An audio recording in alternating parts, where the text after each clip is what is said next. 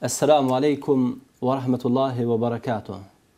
Paqja, mëshira dhe begatit e Allahut qofshin mbi ju. Të nderuar teleshikues, përvoja dhe eksperienca janë shkollë në vete. Njohuritë teorike do e mos kanë nevojë edhe për praktikën, kanë nevojë edhe për këshillën e atyre të cilët kanë një përvojë, kanë një kohë të gjatë që merren me një punë të caktuar. Sigurisht, në këtë drejtim edhe ne hoxhallarët kemi nevojë për këshillat e paraarzëve tanë, atyre të cilët për dekada të tëra kanë kaluar kohën duke folur, ligjëruar për këtë fe, duke kryer ceremoni të ndryshme fetare, duke proklamuar, duke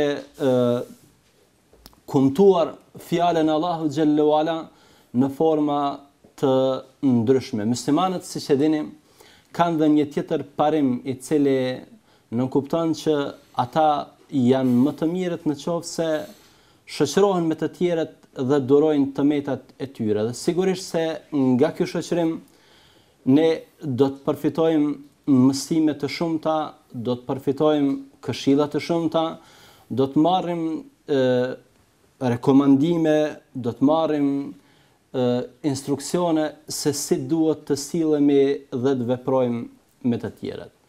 PIS TV në gjuhën shqipe ka menduar që për ju të nderuar teleshikues të sjell në veten e parë rrëfime ekskluzive dhe të jetë interesante nga hoxhallar të moshuar.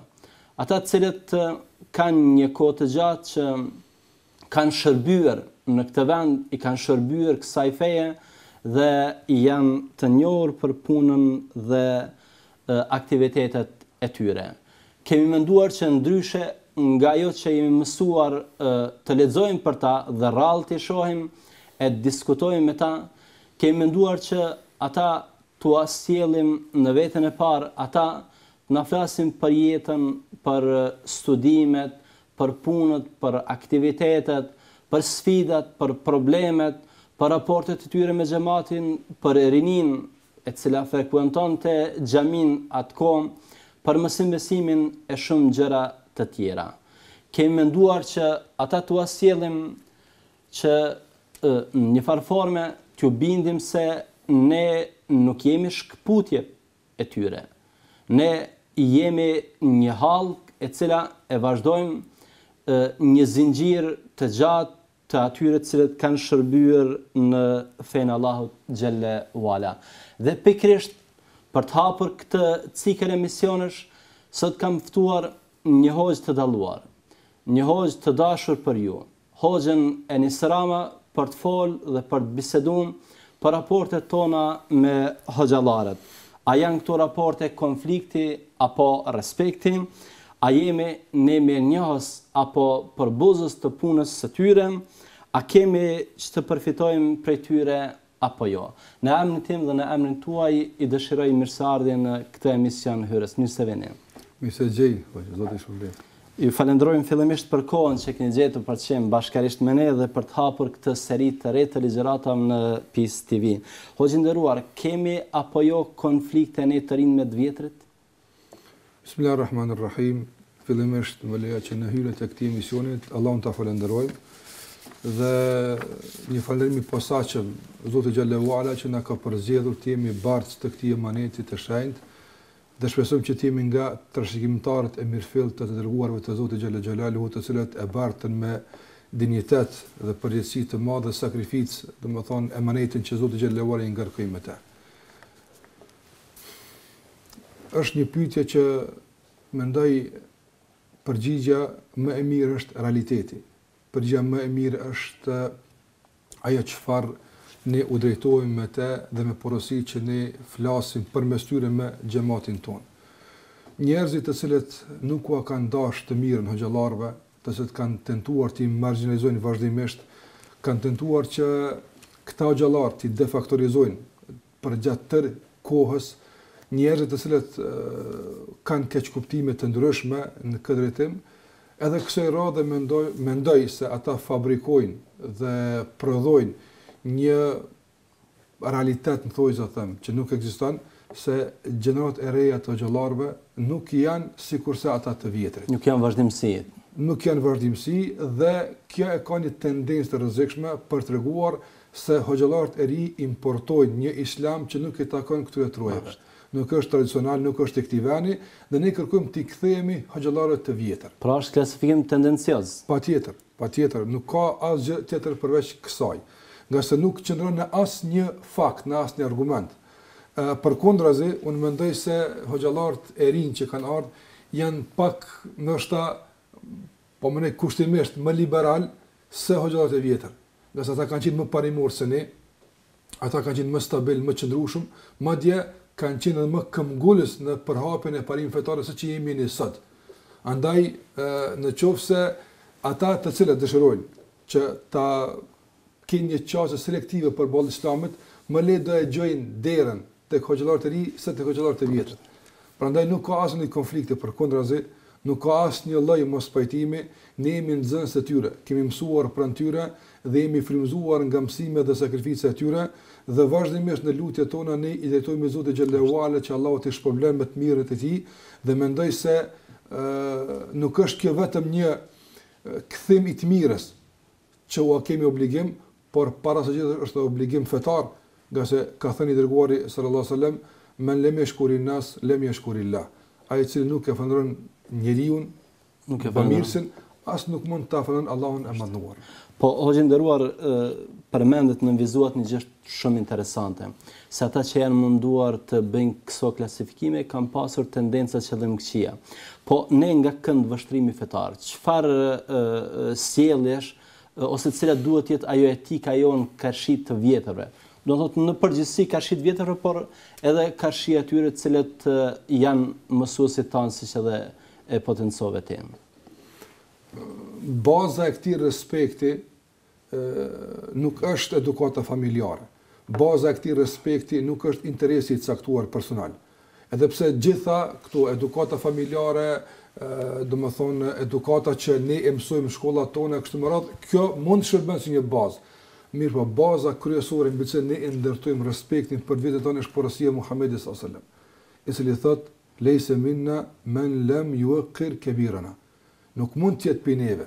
Çfarë nuk kupton kjo? Nuk mund të deklarohet sinqerisht se është një njeri musliman, përderisa nuk i respekton të vjetrit tan. Përsa nuk ka një respekt të posaçëm për të vjetrit tan.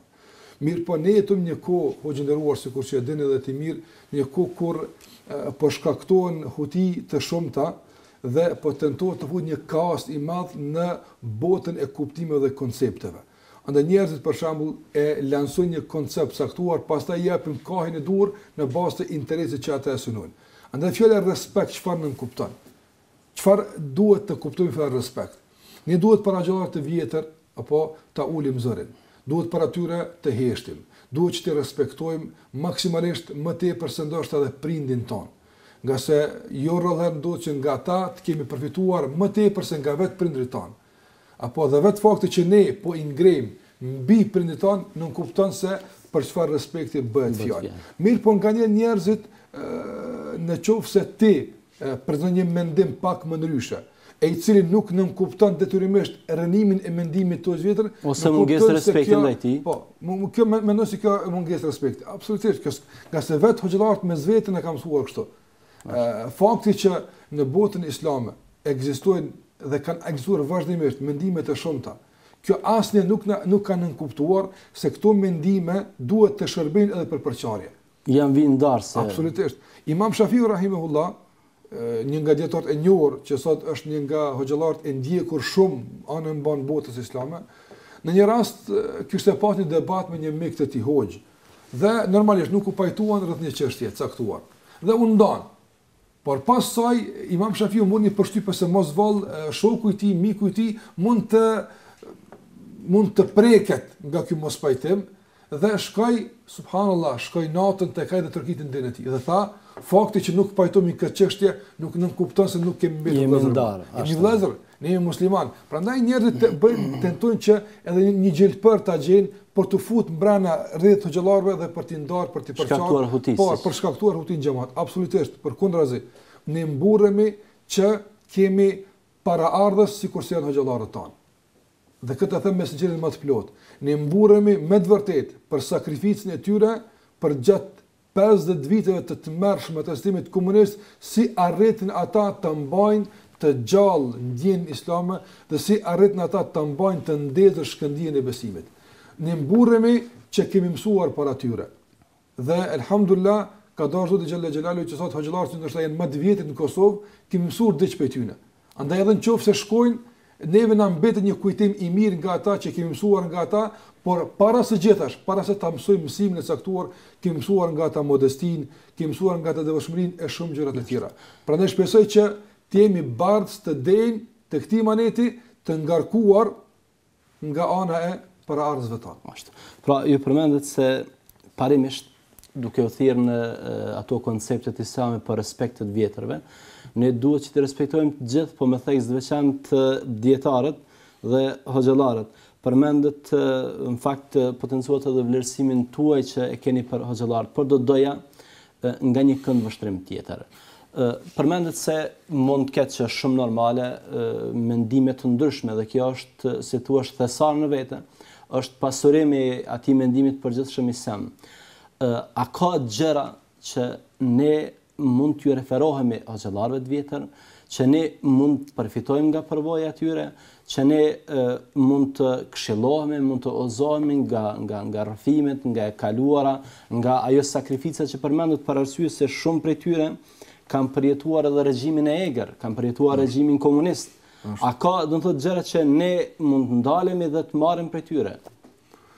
Unë hoxhë nderuar kisha me kthy pyetje ndryshe.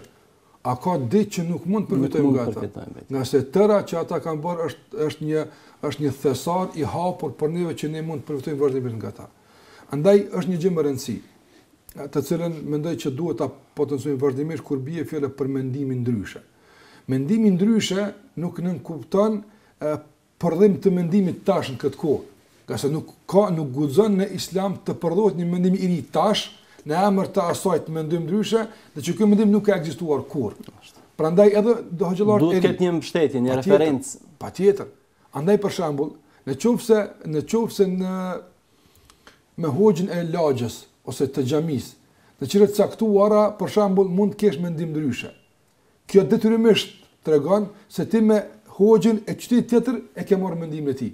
Andaj s'ke dalë jashtë hoxhallarëve, nga se çdo mendim i cili nuk mbështetet në paraardhësit tonë është mendim i refuzuar. Nuk mundem ne hoxhallar të nxjerrim mendime që deri më tani askush nuk ka thënë. Pra referimi nuk është domosdoshmërisht për persona të caktuar, po të paktën nga kolektive. Ashtu është kjo. Prandaj këto njerëz të bëjnë dallime. Nuk lejohet në islam të bëhet pasim i verbër individ të caktuar. Krejt ai çfarë thot në emër të respektit ta bëjmë, nga se kjo është ndaluar. Vet hoxhallarët na kanë edukuar në këtë frymë që mos të bëjmë kështu. Mirë po, fakti që nganjëherë mund të dalim nga mendimi i dikujt individual, nuk nënkupton kjo se duhet të dalim nga mendimi kolektiv. Duhet ta mbështetësh dikun këtë mendim. Kush e ka thënë nga dietarët? Kush e ka thënë nga hoxhallarët?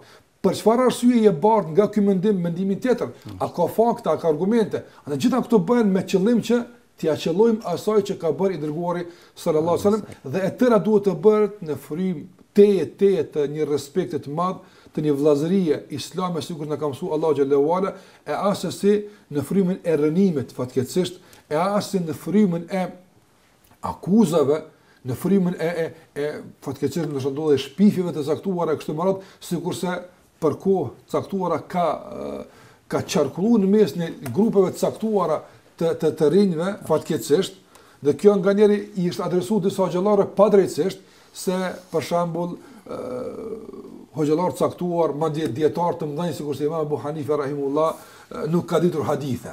Kjo është turp më i madh të thuhet. Si ka mos njëri i cili e ka ndërtuar një ndërtesë të madhe të një mendimi juridik, madje të një drejtimi të madh juridik, dhe për shembull mos të ketë hadithe. Kjo i bie sikur dikush e ka ndërtuar një godinë 20 katëshe, mi po s'ka pas tigulla dhe arcimento. Mbi çka ka ndërtuar atë këtë? Atë nuk mund të qëndron ajo. Prandaj dua të them se fakti që mund ta shprehni një mendim ndryshe si pasojë e bindjeve tuaja, si pasojë e studimit tënd, nuk duhet kjo që të bën të harronosh mendimin tjetër, por me respekt ta nderojmë dhe gjithashtu mos të futim hutin e xhamat.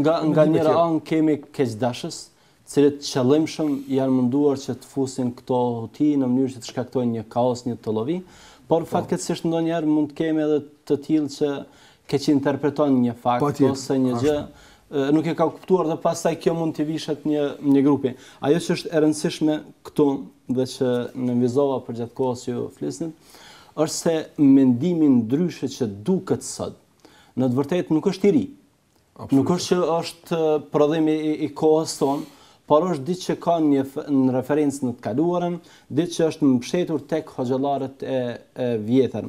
Do doja që kalojmë në një pikë e cila ndoshta më shumë profesionale se sa trajtimi problemeve aktuale. Çështja e përvojës nga këndvështrimi fetar. Si shihet? A është pjesë e thirrjes islame? A mund të referohemi në ndonjë rast të caktuar nga jeta e Muhamedit alayhis salam? Përvoja patjetër është një burim i frymëzimit për besimtarin. Dhe për këtë ka argumente të shumta edhe nga jeta e pejgamberit sallallahu alajhi wasallam, por edhe nga jeta e shokëve të tij dhe dietarëve përgjithësi. Unë do të veçoj dy raste vetëm shumë shkurt. Rasti i parë është kur i dërguari sallallahu alajhi wasallam ka shkuar në Isra dhe Miraj. Dhe kur takua me Zotin e gjithësisë, apo Zoti i Madhnuar, atij ia bëri obligim 50 namaze. Dhe dërguari sallallahu alajhi wasallam mori këtë, kësaj nuk dinte njerëzit a mund të falin 50 apo 100, nuk ishte përvojë këtë drejtim. Dhe duke zbritur takua me vllahun e tij Musa i cili kishte një përvojë të madhe me njerëz, veçanërisht me një kategori të caktuar njerëz që me të vërtetë kanë përvojë problematike. Dhe e pyeti Musa pejgamberin sallallahu alajhi wasallam, i tha, çfarë të obligoi Zoti për umetin? Tha, më obligoi ndër tjera edhe që të falen 5 namaz. Tha, nuk kanë mundësi me i fal, ana jarrabtu nas. Thonë kanë provuar njerëzit, nuk të binden. Tha, ktheu tek Zoti fas'alhu at-takhfif. Kërkon nga ai që ta lehtësim pak atë. Disi u turpua pejgamberin, si ti them tash Zotit, mirë po Musa s'më insistoi, shikoj ndikimi i përvojës, para mendon mos i kjo përvojë, ne sot do të falim 5 namaze. Sa ngarkesë do të ishte. Pra shikoj ndikimi i përvojës, çfarë lehtësimi sot njerëzve. Edhe pse Zoti xhelaluhu e dinte kët, dhe ai ka vendosur që të 5, por dëshiroi Allahu xhelaluhu për mësim për neve. Të mësim për neve. Andaj u kthye tek Allahu i Madhuar dhe kërkoi lehtësim. Allahu ja bëri 5, tha mirë po la yubaddalu al-qawlu ladayya. Takun nuk ndryshon, takun janë 50. Ata le të falin 5, do të thonë llogaritë me 50, qase fjala me të pandishuar. Kur u kthye Muhamedi Musa sa përsi tha, shka kërkoj lehtësim. Nga sa sto 5 kanë problem. Nuk mund ta kupton tek Muhamedi sallallahu alaihi wasallam. Por ja sot, apo është, umetit e tij sto 5 kanë problem me i fal. Por u turprua pejgamberi nga Allahu xhallahu ala dhe mbeten që t'i falen 5. Rasti i dytë është rasti kur Omeri radhiyallahu ta'ala anhu organizoi një ushtri për çlimin e Shamit. Dhe para se të futen në Sham, u përhap një lajm se atje është përhap një epidemi e kolerës. Dhe ishte problematike që të futen tash ushtria në atë midis epidemik, nga se do të shkaktonin dëme të mëdha në radhë të ushtrisë. Dhe Omeri nuk kishte argument çfarë të bënte. Dhe kjo është ajo që përmend më herët. Omeri njëri i saj madh, njeriu më i afërt pejgamberit, për më dalluarve, i mungon nga një argumenti. Nuk ka qelluar afër kur e ka thënë këtë dërguari sallallahu alajhi wasallam. Dhe mungesa e argumentit çfarë bën? Filloi të konsultoj ashabët. Dhe i thiri muhaxhirët fillimisht. Ata thanë mos u fut. Erdhën tjetë ensart, jo thanë foto. Disa thanë mos u fut, jo foto. U bën një lloj tollovie mes Omerit. Atë Omeri do bëj të gjithë. Tha, largoni. Largoni nga se po më pengoni në marrje vendimit. Tha, mi fthirni pleqët e Mekës. Shikoj të vjetët e Mekës, ata që e kishin pranuar Islam më së fundi. Në dinë Islam ata kishin pak, por përvojën jetësore e kishin shumë të pasur. Dhe të gjithë njerëzit, pa mos pajtim, pa përçarje, i thanë la tuhlik ashabe Rasulillah. Mos i shkatro shokët e pejgamberit sa. Mos u fut mbrana, nga se ne e dim çka do të kupton me u fut me një midis ku është përhap kolera. Dhe Omer radhiyallahu ta'ala anhu duke analizuar vendimin e pleqëve të Mekës dhe anon nga ky mendim erdhi Abdulrahman ibn Auf nga një pjesë tjetër e betejës ku ishte më larg, së bashku me Aliun radhiyallahu ta'ala anhu, dhe kur e pa çfarë situata, tha unë kam dëgjuar pejgamberin sallallahu alaihi wasallam. Konfirmoi tekstualisht me hadith. Unë e kam dëgjuar pejgamberin sallallahu alajhi wasallam se nëse përhapet një tokë epidemia kolerës, mos u futni, por nëse jeni mbrana mos dilni. Andaj u konfirmua vendimi i përvojës së pleqve të Mekës dhe në bazë të kësaj veproi edhe Omeri radhiyallahu ta'ala anhu. Andaj mësimet dhe udhëzimet e dietarëve në këtë rrymë janë të shumta dhe ata vetë janë shërbyer me përvojat e ndryshme për të bërë zgjidhje. Madje edhe vetë profetët, siç përmendën Muhamedi alayhis salam me Musa, dhe përderisa ata kanë përfituar nga përvojat e njëri tjetrit, ku jemi ne tjerët. Hoxhë nderuar, do doja që të kalojmë dhe të bisedojmë për disa nga rrëfimet që vërtet për mua përgjatë kohës sa kemi bërë incizimet me këta hoxhallar kanë qenë të interesante. Për shembull, një prej atyre gjërave që unë kam nënvizuar përgjatë bashkëbisedimit me ta është se shumë prej tyre kanë patur edhe oferta që pas mbarimit të studimeve të shërbejnë në vende tjera ku ndoshta do të kishin një luks më të madh, do të kishin një jetë më komode, ndoshta nuk do të kishin fare probleme, por kanë refuzuar. Janë kthyer në Kosovë, qoftë fizikisht, apo edhe prej tyre ka që vazhdimisht kontribuojnë në Kosovë nëpërmjet veprimtarisë së tyre, botojnë libra në gjuhën shqipe. Sa është e rëndësishme që hoxhallarët të kthehen në vendin e origjinës, pas mbarimit të studimeve, pas fitimit të njohurive, sa është e rëndësishme kthimi në vend? Unë mendoj se dalin nga vendi për studim, çdo kush prej neve është dashur ta kupton si një delegim nga ana e popullit të tij për ta marrë një dije që nuk e ka këtu dhe të vijë këtu. Nga se parim fetar është vëndëruar që njeriu mos të del nga vendi i tij për të kërkuar dije derisa mos të merr dijen e atij vendi. Kështu kanë bërë dietarët. Për shembull, dietarët e hadithit fillimisht shternin kapacitetin e dietarëve të vendit për të marrë hadithe dhe kur nuk kishin më çfarë të merrin dilin jashtë. Apo andaj dalja fillimisht nuk është për turizëm, nuk është për përfitim materiale, por është vetëm për një gjë. Për shkak se në vendin tonë, për shkak të rrethonave të caktuara, ka mungesë dije. Dhe ne dalim ta marrim atje ku ka dije. Dhe në momentin kur ne marrim atë që duhet vendit tonë, ne duhet të kthehemi në vendin tonë. Për shkak se ne kemi dalë për ta arsyetuar popullin tonë para Allahut të manduar për këtë mungesë të dijes. Pra dija ka një mision, edhe në vetë hulumtimin, kërkimin e saj. Patjetër. Për shembull, nëse në vendin tonë nuk ka hoxhallar që i përmbushin kërkesat dhe nevojat e njerëzve këtu për problemet e ndryshme jetësore, të gjithë jemi mëkatar. Duhet të delegojmë njerëz për të kërkuar dije. Apo që të mbushet ky boshllëk. Po. Dhe ata njerëz që janë dërguar për të mbushur boshllëkun, që nuk kthehen, ata bëjnë dy mëkate. Mëkatin e parë keqpërdorim me delegimet, dhe e dyta nuk e kanë arsyetuar popullin para Allahut azhjal, të gjithë popullin e kanë në mëkatar fatkeqësisht para Allahut manduar. I kanë ikur përgjithësisht. I kanë ikur përgjithësisht. Andaj dua të them se fillimisht nga ky parim ne duhet të shikojmë në këtë drejtim. E para. E dyta, hoxhallarët në kaluarën kanë qenë numerikisht pak, nga se kanë ndikuar dhëna të shumta që mos të shkollohen hoxhallarët.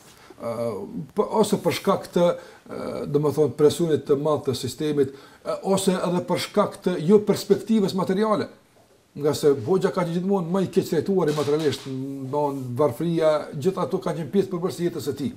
Apo dhe prindit kanë hezituar me dërgu fëmijën. Në anën tjetër, fatkeqësisht keq kuptimi i fesë.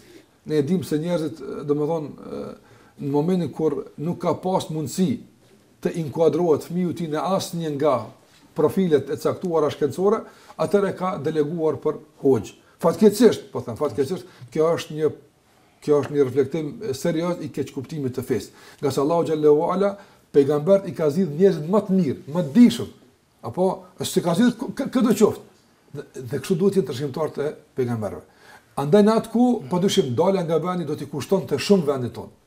Dhe do të mbetej në terr informativ vendi jon, populli jon, dhe do t'i prezantojë rreziqeve të shumta të tjetërsimit. Qoftë fetar, kombëtar e kështu me radhë. Andaj ata kanë përruar që të mbeten në vendet e tyre dhe kanë qenuar stoikisht këtu për ta ruajtur dinjitetin dhe identitetin fetar të këtij vendi. Sot mendoj që ndoshta pak ka ndryshuar situata, edhe pse mbetet esenca, mbetet baza që të kthehemi nga vendi që jemi deleguar.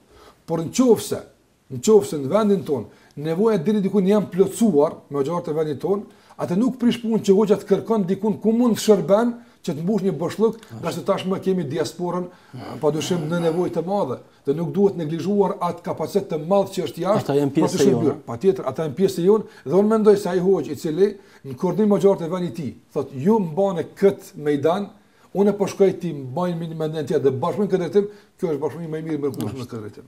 Allahu shpëlbej për to shpjegime shumë të bukura, se thua ta bëjmë një shkputje të shkurtër e të vazhdojmë prapë. Patjetër. Të nderuar televizionistë, do të shkputemi për një çast për të vazhduar me disa prej pyetjeve tjera.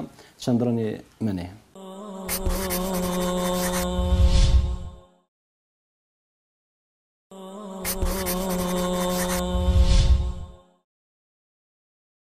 Ja ku kthyehem sërish të nderuar vëllezër për të vazhduar me disa prej pyetjeve që kemi përgatitur për hoxhën tonë të nderuar, hoxhë Enis Ramën. Hoxhë nderuar, përmendet përgjatë shpjegimeve që bët se hoxhallarët kanë qenë të fokusuar në shërbime fetare. Ajo që kemi mundur të vrejmë është se ky shërbim i tyre për fenë ka qenë shërbim i larmishëm. Pra, kanë shërbyer në fusha të ndryshme, kanë ligjëruar, kanë mbajtur mësim besim, po kështu kanë marrë pjesë edhe në çështje tjera që nuk kanë qenë ndoshta të lidhura drejt për drejt me fenë. Sa është e rëndësishme për një hoxh në farë forme të ketë një përgatitje kësaj, nëse mund ta quaj universale, pra që të shërbej në të gjitha fushat. Në kohën e kaluar, për shkak të mungesës numrit të hoxhallarëve, hoxha është dashur të jetë universal. Do të thotë universal nuk kupton, nuk po flas për institucionin e hoxhës. Ashtu. Që në tërësinë e tij ka shumë hoxhallar. Po flas për hoxhën si individ. Është pyet për atë, nga se nuk e ka pas luksin e profilizimit. Nuk ka pas luksin që të përfizohet. Jo, unë jam për këtë çështje, unë jam për këtë çështje.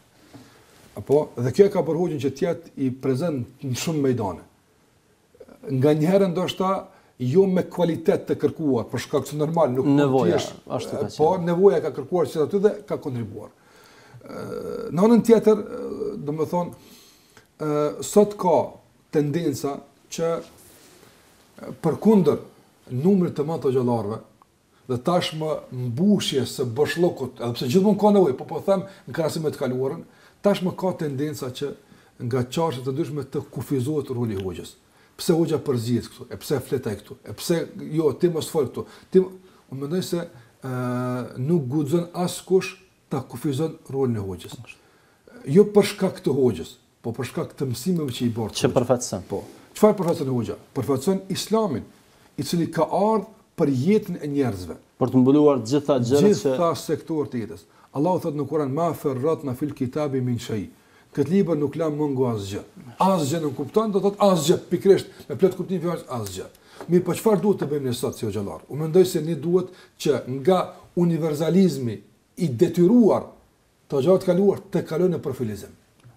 Do thot, po duhet që të mbetet institucioni i hoxhës universal për të gjitha problemet e jetës të ketë një version të prezantuar në popull hoxha. Por ju detyrimisht unë ti jam ai që gjithkund flas. Jo detyrimisht ti, po të kemi profilizime. Një hoxh të mirët me këtë shkencë, tjetri me këtë problematikë. Pra, në një farë forme mbas që hoxha të mos jetë vetëm individ, por si institucion. Po, patjetër, duhet të institucionalizohet, hoxha dhe gjithashtu të ketë një koordinim mirëfillt mes vete, që çdo kush ta kryejë detyrën dhe rolin që e ka. Për arsye se profilizimi është edhe më i efektshëm, dobit janë më të shumta. Patjetër, kështu kanë qenë dietar tonë më hershëm. E vet i dërguari sa i përvizoi ashabët. Tha a'lamukum bil halal wal haram Muad. Tha më i dishmi për halal dhe haram është Muadhi. Ndërsa për trashëgimi e la tjetrin, për Kur'an e la kët. Andaj vet i dërguari sa i përvizoi ashabët e tij. Nga se kështu mbuluan edhe më mirë kërkesat dhe nevojat e. Patjetër. Hoxhë nderuar, përveç këtij angazhimi që kemi pas te hoxhallarët dhe siç përmendet, ka qenë nevojë e kohës që ata në një farë forme të sakrifikojnë me çdo gjë, të jenë vazhdimisht në shërbim të popullit. Ata kanë lënë gjurmë pashlyera edhe në çështjen kombëtare. Shumë prej tyre janë sakrifikuar, shumë prej tyre edhe pse fatkeqësisht nuk përmenden, nuk japen vendi merituar meritat e tyre, megjithatë janë të njohur, dihet se ata kanë shërbyer edhe në çështjen vetare. Në çështjen kombëtare. sa është e rëndësishme çështja kombëtare nga perspektiva islame? A janë ato akuzat që shpesh na mvishin se hoxhallarët nuk janë shumë patriot, nuk janë kombëtar. A janë të vërteta këto? Mendoj që nga njëherë të mirësh me disa gjëra, a është e vërtet, nuk është e vërtet, e devalvon një të vërtet. Për shembull, është shumë absurde që tash me pyet dikën, a është e vërtet që është ditë, a nuk është e vërtet.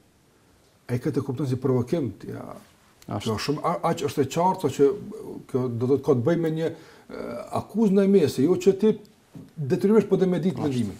Andaj ata njerëz që domthonë e kontestojnë kondimin e xhallarëve në rastin kombëtar, më tepër e kanë xhelozinë e xhallarëve, më tepër e kanë zilinë e tyre, më tepër e kanë kufizimin e ndikimit të hoxhës në jetën e përgjithshme, se që e kanë në mungesë të fakteve, nga sa të aq të qarta sikurse dita.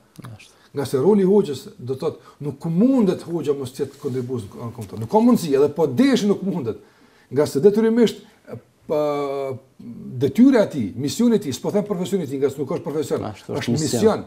Misioni i tij, detyra e tij e obligon që të jetë aktiv në gjitha problemet e njerëzve. Ne kemi pas probleme për shkakun të kaluarën që të mësohet në gjuhën shqipe. Apo nga se shkolla i kanë detyruar njerëz të mësojnë gjuhën. Jo kanë imponuar sistemet. Mirë, hoxha kur ka lexuar hutbën e xhumos, është mësim. Apo ai ketë të boshllëk të shkaktuar si pasojë e personit e ka mbushur me një hutbë xhumos. Fëmijët si kanë mësuar njerëz në gjuhën shqipe. Andaj hoxha është një hallk e panashkalueshme për hoxhallarëve, edhe të atyre që kanë dhënë mësim në gjuhën shqipe. U kanë mësuar njerëzve shkruajnë. Por këtë unë po flas për diçka që këtë kanë bërë.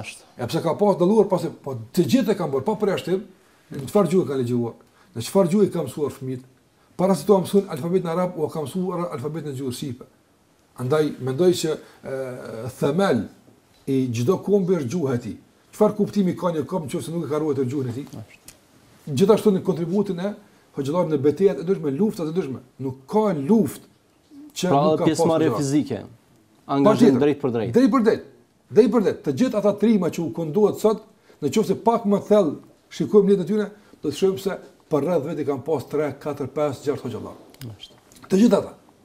Në të gjitha zhvillimet dhe lëvizjet kombëtare të njohura sot që u këndohet sot dhe shënohen rastet e tyre, nëse pak më thellë shikojmë, do të shohim se janë të lidhura ose me xhami ose me xhallar.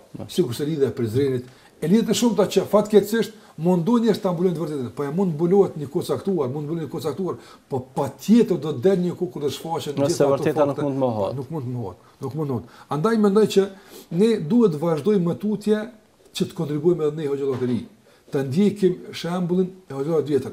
E më pak vërtetat. Praktikisht u tregojmë njerëzve. Apo themi ne se jemi trashëgimtarë të tyre, apo themi ne se na po e përcjellim rrugën e tyre. Po mirë, ne më së miri këtë dilemë që të tjerë po tentojnë ta ngrenë, e rënojmë me praktikat tona. Duke përçuar të vërtetën që nëse mos miremi shumë me këta njerëz që po tentojnë nga ne bën debate të panevojshme, ngiten zëra, nuk ka nevojë të diskutojë. Është humbje kohë më tepër. Po, nganjëherë mendoj që dikush në kuadër të profilizimit mund të mirë me këtë çështje. Por ju të gjithë të angazhohemi dhe të mundohemi ta bindim dikën, shton mendoj se nëse vije koha, nëse do të vijë ndonjëherë koha që të vlerësohen kontributat, apo atëra nëse vjen ndonjëherë kjo kohë, e që fatkeqësisht njerë nuk po shihet, apo nga se kemi figura të imponuara kombëtare, kemi figura të imponuara të kontributeve të caktuara, të imponuara detyrimisht me dhunë nga sistemet e kaluara, dhe njerë nuk kanë ndonjë nuk shihet në horizont një iniciativë, një interes për të bërë vlerësimin e kontributeve. Por po them, nëse ndonjëherë bëhet ndonjë vlerësim i mirëfillt nga komisionet e paanshme për vlerësuar kontributin e çdo kujt që ka bërë për kauzën fetare dhe kombëtare, unë mendoj se hoxhallarët nuk do të injektojnë këtë vlerësimi për shkak se do të mbetet se këta gjithmonë kanë qenë. Të tjerë do të kenë nevojë të injektojnë se a kanë qenë apo nuk kanë qenë ata që kanë. Allah shpëlbej. Fatkeqësisht hoxhë nderuar, përveç zilis, ndonjëherë kemi raste kur kemi të bëjmë me urrëtie e cila është përkthyer edhe në dhunë, në tortura, në trysni, në presione të ndryshme. Shumë nga hoxhallarët janë sprovuar në fushën e thirrjes islame. Ka për tyre që janë burgosur, janë maltretuar, madje edhe janë vrarë. Ose si duhet ta kuptojmë ne hoxhallarët e ri çështjen e sprovës? Ne duhet ta kuptojmë një gjë se thirrja islame e ka një natyrë të vete. Dhe në qoftë se ne këtë natyrë e kuptojmë drejt, të gjithë ato që na shfaqen këtë rrugë e kuptojmë drejt. Në qoftë se nuk e kuptojmë drejt natyrën e thirrjes, atëherë çdo gjë do të jetë për ne befasuar. E pse kjo, e si kjo, e kështu me radhë. Andaj ti bëj dy shembuj konkret. Fillimisht i dërguari sallallahu alaihi wasallam kur ai filloi thirrjen, nuk kishte përvojë thirrje. Nuk dinte çfarë thirrje. Po dyshim Allahu thot në Kur'an, ne ta mësojmë librin. Ma kunde të drim el kitab wal iman. Ti nuk di çfarë është Kur'ani, çfarë imani. Nuk e di asgjë. Nuk e ke di. Dhe kur Waraka ibn Nawfal i tha, sikur të isha i ri, kur të nxjerr popullin nga vani, do të përkraja, i dërguari befasua sa. Si do të më nxjerrin nga vani? Pse më nxjerr, çfarë do të bëj unë? Ka se nuk e kuptonte natyrën e thirrjes. Kjo është edhe në atë kuptimin e përfitimit nga përvoja. Patjetër. Por dua të them sa është më rëndësishme ta kuptosh natyrën e thirrjes. Nuk e dinte. Me kalimin e kohës filloi ta kupton natyrën e thirrjes dhe si qëndroi pejgamberi. Ai pastaj i motivonte dhe i frymëzonte të tjerë. Ndërsa në hadithin që e transmeton pejgamberi sallallahu alajhi wasallam nga një rast në kaluarën, e kemi për shembull rastin e ashabul ukhdud. Ata të cilët u përsekutuan dhe u martirizuan për kauzën e fesë, që një mbret pretendon se është do të thotë Zoti dhe ai kishte një magjistar i cili ndihmonte në punët e udhëheqjes së shtetit. Kurse është rasti i gjatë, besoj që dhe shikues tonë kanë dëgjuar, por çfarë dua të them këtu? Djaloshi duke shkuar tek magjistari për ta mësuar magjin, apo kalonte pranë një njeriu i cili ishte i devotshëm, i dijshëm, por ishte i strehuar, kishte ik nga ishte izoluar. Ishte izoluar për shkak se presioni ishte i madh dhe ishte izoluar, që ta rronte fenë e tij. Kur e mësonte këtë djaloshin për fe, djaloshi më një situatë u gjendë në një udhkryq. Apo dhe e zgjodhi shumë lehtë me atë kafrën që i doli në rrugë, e goditi thanë nëse o Zot, nëse çështja e dietarit është më e dashur tek ti sesa e magjistarit, atëherë më mundso që me këtë gur ta mbyte këtë që të bindem. Po të bindem. Dhe ai ndodhi kjo. Mirë. Kur ky djalosh shkoi tek dietari dhe ia përmendi çfarë ka ndodhur, apo çfarë i tha? Tha, sot jeti më i mirë se unë. O innaka latubtala. Dhe do të sprovosh. Po prit, nëse nuk sprovona, unë kam afërsi, unë jam njeriu më i afërt i mbretit. Do të ta përdorë autoritetin tim, do të ketë një konsiderat për mua nga se kam një ndikim në shoqëri, megjithatë. Të gjitha ndikimet, të gjitha autoritetet bijnë kur ti përzihesh me dave. Andaj subhanallahu, pejgamberi sallallahu alajhi wasallam ishte i sinqertë, ishte i drejtë në Mekë. Përisa nuk e ushtonte davetin, thirrën. Posa filloi ta bënte thirrën, u sprovua. Pra thirrja vetvetiu tërheq sprovën. Thirrja vetvetiu tërheq ballavaqimin dhe konfliktin, nga se ti po munduosh të ndriçosh aspektet e errta që i konvenojnë dikujt të mbetet vazhdimisht të errta. Prandaj natyra e thirrjes është sprova. Dhe nëse daveqiu, thirrsi, edukohet në këtë frymë dhe kupton këtë natyrë, kjo është një karburant që i ndihmon vërtet tutje. Por nëse nuk e kupton këtë, atëherë unë mund dështon në rrugën. Mendoj se do gjendet para dy zgjidhjeve e se slapëtyra është më e thellë se tjetra. Ose do të zbrapset, do të ik, qase nuk ka gatishmëri për të gabim. Po, është gabim. Do të thotë, po ta dije se ashtu nuk do të hyja kështu, është dash me ditë, të zbrapset, ose do të fillon të tjetërsohet të ngjyroset. Të bën kompromise që ti ik sprova caktuara dhe kjo dëmton thirrën një sikur se zbrapsa, madje edhe më tepër. Prandaj xhallat e kuptuan drejt këtë natyrë, andaj qëndruan dhe i kuptuan normale këto gjëra. Andaj vazhduan pa u befasuar. Allahu të shpëlbej. Hoxhë nderuar, përgjatë bashkëbisedimeve me ta, kam parë se si mbështetje pas Allahu te baraka ve taala, ata për suksesin, për ato punët që kanë realizuar, për suksesin detyrohen edhe familjes së tyre. Sa është e rëndësishme për një hoxh që të ketë një familje të shëndosh, sa ndikon familja shëndosh në misionin e tij. Ata që kanë studiuar njerëz të suksesshëm kanë thënë se pas gjënie të suksesshëm qëndron dikush që ka përmbajt. Do të thotë nëna e tij apo gruaja e tij. Qëndron një grua që ka përkrahë dhe ka përmbajt patjetër. Nga se njeriu që ka pas një destabilitet në familjen e tij, nuk mund të jetë i qëndrueshëm. Reflekton gjithsesi në patjetër.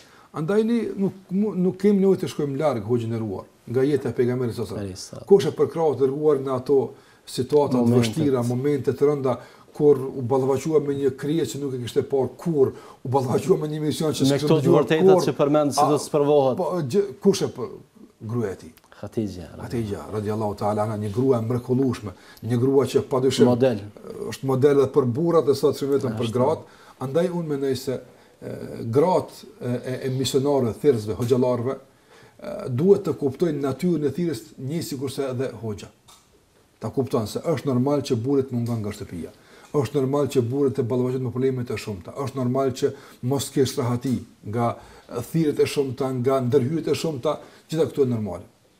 Nëse gruaja e hoxhës, familja e tij e kupton këtë drejt, apo atëherë kjo është një përkrahje e pazavendësueshme për hoxhën në mejdanin e thirrjes. Garancë për sukses. A motivi më i madh që mund t'ja dedikoj kësaj kategorie të shoqërisë, grave të xhallarëve është Hatixha radhiyallahu ta'ala. Çfarë fitoi ajo? Me këtë fjalë përkrahjeje të këtij njeriu të madh, fitoi dy gjëra të mëdha.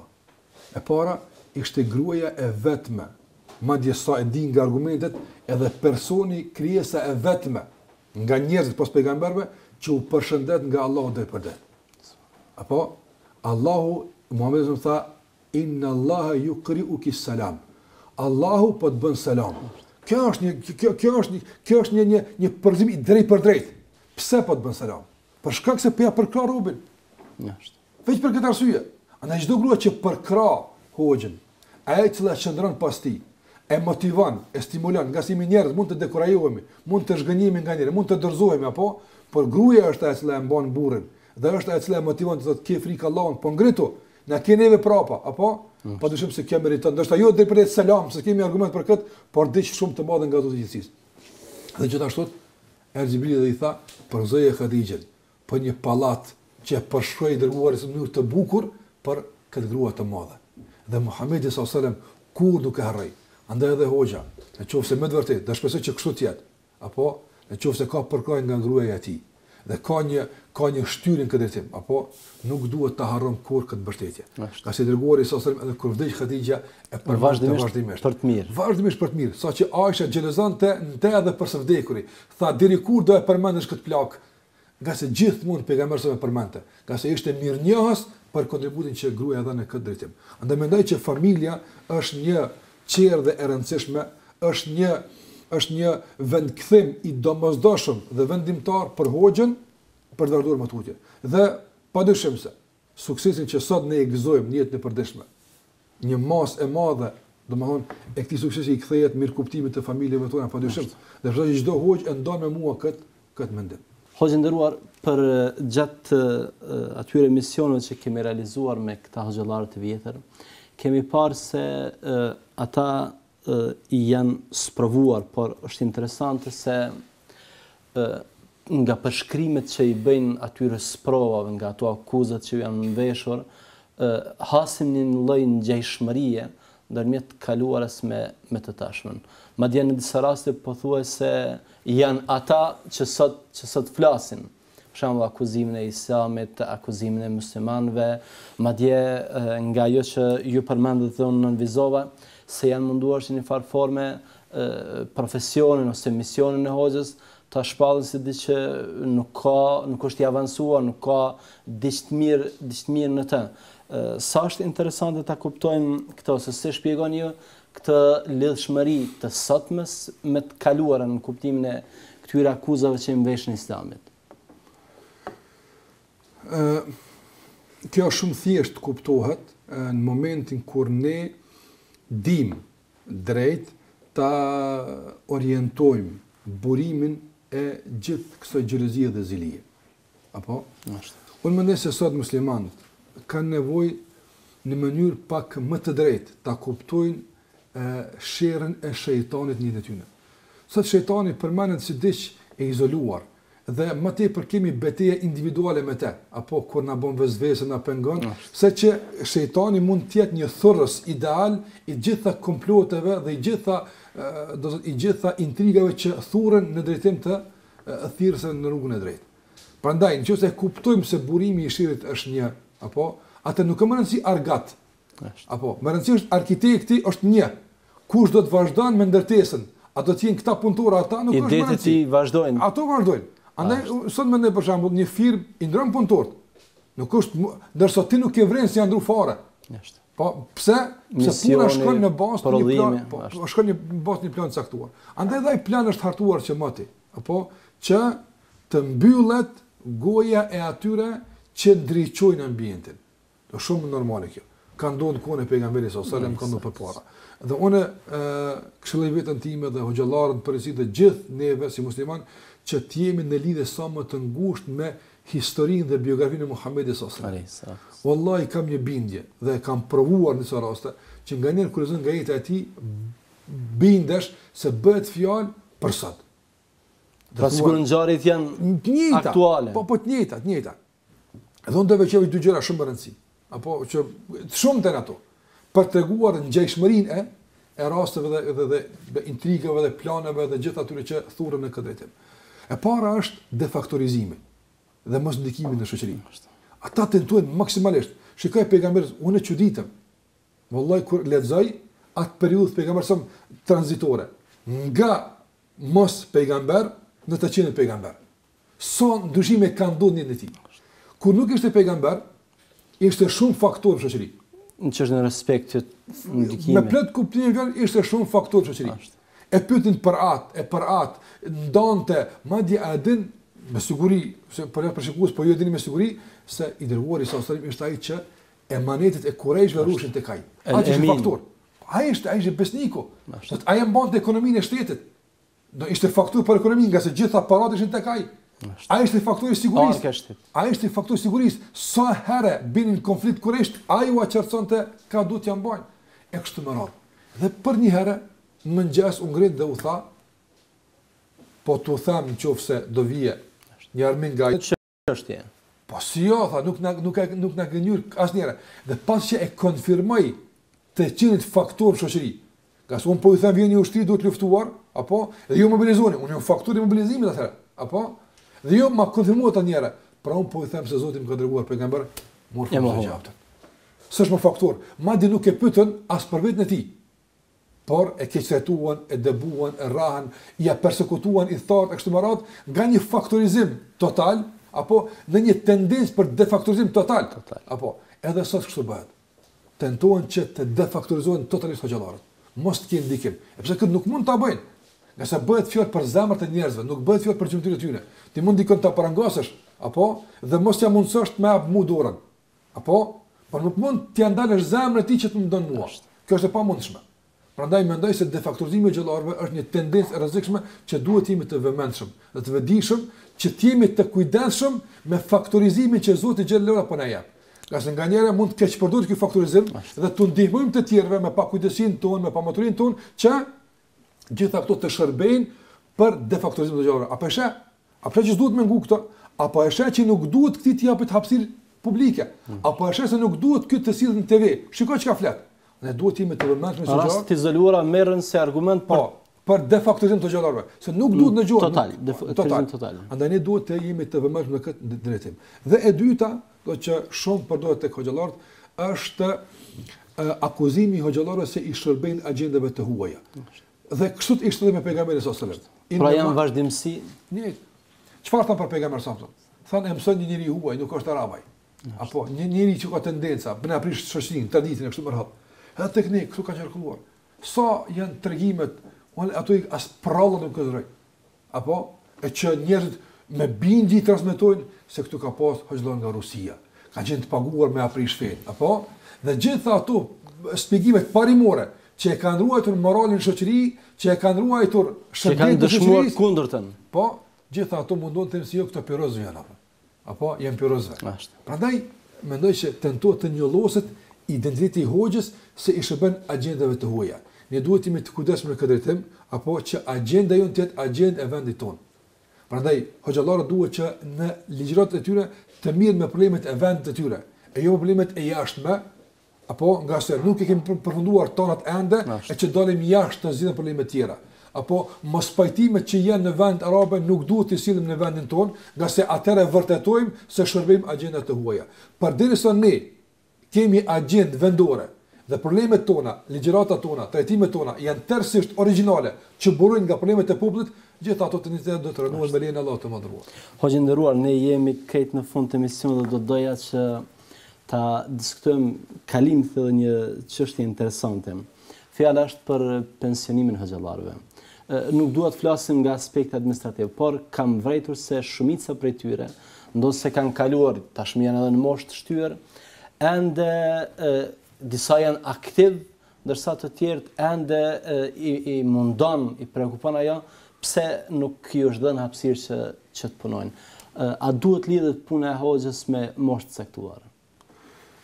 Po kjo i ka dy aspekte. Aspekti i parë detyrimisht na shpihet tek aspekt administrativ, nga se Instituti Bashkisë Islame si institucion i vetëm që përfaqëson në mënyrë të rregullë zyrtare muslimanë tek Tivani, është ai i cili mirët edhe me organizimin e punësimit të hoxhallarëve. Dhe patjetër normalisht xhamia ka obligime, apo që janë të ndridhur me moshën, që nuk mundet ndoshta hoxha në atë moshë të qëndron lojal tërësisht obligimeve që dalin nga xhamia ose nga vendi i punës. Në këtë drejtim, po, duhet të ketë një limit caktuar deri kur është përgjegjës në këtë vend dhe që t'ia lëshon vendin dikujt tjetër, dhe kjo është shumë normale. Edhe ai ka në atë vend, nga se dikush tjetër e ka lëshuar këtë vend, dhe kjo është në mënyrë zinxhirore që vazhdon në gjenat e ardhshme. Nga ky aspekt administrativ, patjetër duhet të ketë një rregullim. Patjetër duhet të ketë një rregullim. Për shkak të aspektit fizik, lodhjes. Patjetër përgjegjësive të shumta e kështu me radhë. Ndërsa në aspektin e thirrjes, që nuk ka të bëjë me detyrën, që nuk ka të bëjë me profesionin, që nuk ka të bëjë me marrëveshjen me institucionin e caktuar. Ajo është jetë. Nëse aty nuk duhet pensionuar kurrë. Nuk duhet pensionuar me asnjëherë, por duhet gjithmonë të jemi aktiv në këtë drejtim. Dhe këtë ta bëjmë në mënyra të ndryshme. Mendoj se hoxha kudo që të shkon. Nëse për shembull ka aftësi të shkrimit, vazhdon me libra. Shkrimi i librave nuk ka pensionim. Apo mësimi i fëmijëve nuk ka pensionim. Gjithashtu të ne për shembull vizitat e njerëzve, vizitohat, kudo që të shkon, e lënë fjalë të mirë. Vazhdon me sot si hoxh. Pajtimi mes njerëzve, ka shumë probleme që kanë jetën bashkëtorë. Kjo për fakt se mos pajtimet mes njerëzve, mund të vazhdojmë puna e hoxhës nuk është profesion, por është mision. Përderisa puna e hoxhës lidhet me problemet e njerëzve dhe përderisa problemet e njerëzve nuk përfundojnë kurrë, atëras roli i tij në shoqëri nuk mund të përfundon kurrë. Hoxhë nderuar, ne patëm kënaqësinë që ju patëm sot dhe që filluam këtë seri të re të ligjërata me ju. Zoti ju shpërbleft shumë. Mendoj se edhe shikuesit tanë janë ndarë të kënaqur. Unë ju falenderoj në emrin tim dhe në emrin e tyre shumë, nëse keni diçka për të shtuar krejt në fund një mesazh, një porosi. Jo, nuk kam çfarë të them përveç se të falenderoj edhe ty hoxhë nderuar për iniciativën që e ke ndërmarrë dhe me të vërtetë unë konsideroj që këto injizime që janë bërë janë një thesar i madh për këtë vend dhe tashmë padyshim se do të shërbejë si një ngushëllim i rëndësishëm për neve kur të xhallar të ndonë nga jeta e tyre. I kemi të gjallë në ngjizimet e tyre, i kemi të gjallë në porosi që ata i lënë pas vete, andaj ne e dim se ndarja fizike duhet ndodhë domosdoshmë, por s'paku kemi arritë që të mbajmë një trashëgimi të pasur për neve dhe për gjenat e ardhshme. Andaj Zoti shpëlbojë për kontributin e përmundit që kanë këtë drejtë. Të nderuar televizionistë, ne këtu po mbarojmë me emisionin tonë, që si thamë është një emision hyrës, një emision me të cilin fillojmë emisionet ligjëratat përkitëse me jetën dhe biografitë e hoxhallarëve. Në emisionet vijuese do të keni rastin të njiheni me hoxhallarët tanë. Deri atëherë ju lëm për kujdesin e Allahut. Wassalamu alaikum wa rahmatullahi wa barakatuh.